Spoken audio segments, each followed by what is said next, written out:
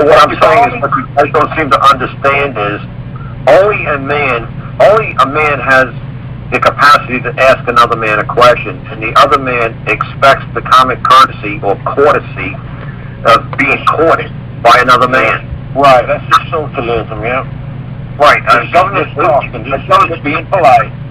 A government agent is my servant. I do not want my servant, no matter how nice he is, I don't want him knocking on my bedroom door at 319 saying, "Can I make you a ham sandwich?" And I say, "No, thank you." Asking you anything, even the time of day.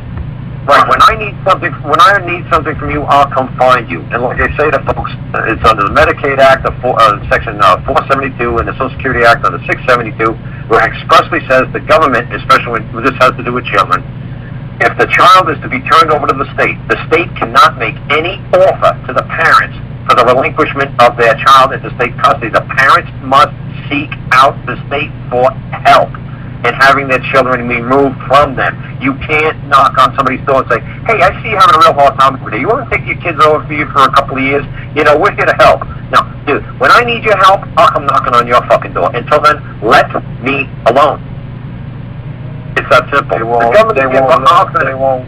They won't. I bankrupted a police officer for threatening me with deadly force arms, and they hate me with a passion. The police officer didn't do anything. Bob, who is a man, at the time was cloaked under the cape of police. I know, policy official. Police is policy, ain't it?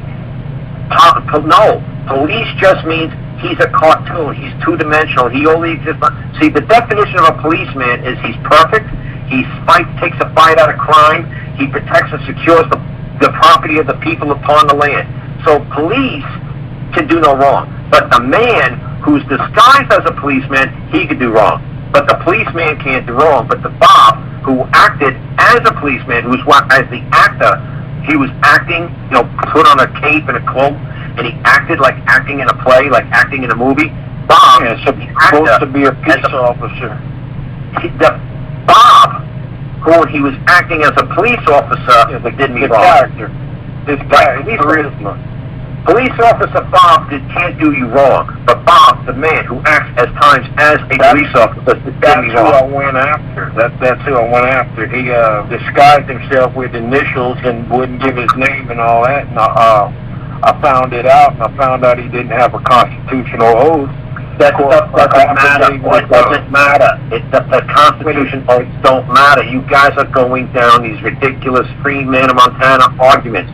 All you have to say is, Bob, a man, at the time of being a dad, a father, a son, also at times acts from 9 to 5 as a police officer.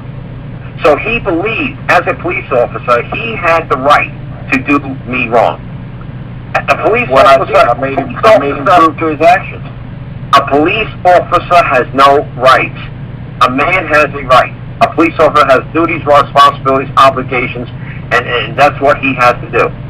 He has no rights. He is bound by a certain letter of the law. That's written on black and white. He has no rights. Official capacity, they call that. He has an official capacity, and I kept him in that capacity, and he threatened me. Then it just got worse and worse. The official did not threaten you. The man who closed himself as an official. I know. I'm not used to that, but yeah, I understand where you're coming from. That's common. That's common sense. That's common law. The easiest way for you guys to always understand it, thank God for the Nuremberg trials, or I'd be really scrambling for an example.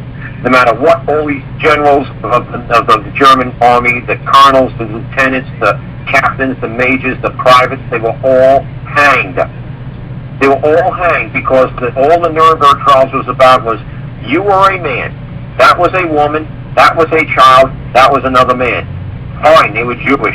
Fine, you had a piece of paper that said I could put a bullet in all their brains. Fine, you had a piece of paper. But that piece of paper did not negate the fact that at all times you are a man.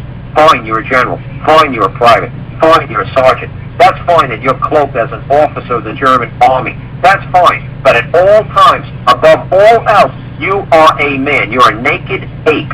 You are just as buck-ass naked as that Jewish lady was next to you, and you couldn't tell me she was Jewish, or your mama was Jewish. You couldn't tell me the effing difference. At all times, you have to understand that you are a man. I don't care what your piece of paper says you can do to another man. I don't care what some piece of statute or some law says you can do to another man. Above all else, you are aware that you are a man, and that is a man standing next to you, and you are equal. And you can't do anything to another man. I don't care what this piece of paper, what you believe this piece of paper says. Did you create this piece of paper? No. This is just how you interpreted this piece of paper. You believe that this piece of paper said that you could shoot people in the head. Is that what you thought it said? Yeah, well, what happened if this piece of paper wasn't written in German? What happened if it was written in Chinese or English? Then the German officer would be like, well, then I wouldn't know what that piece of paper meant. Right. So if somebody just came up to you and said, go and shoot that lady in the head with a fucking, with your gun, and said, I'm not going to shoot that lady in the head with a gun. Why? Well, I don't have a piece of paper. Oh, really? So a piece of paper gives you rights. No, a piece of paper doesn't give you any fucking thing. Rights come from God. Rights are inherent. A piece of paper gives you duties, responsibilities, and obligations, and privileges. That's what a piece of paper gives you. A piece of paper can't create rights.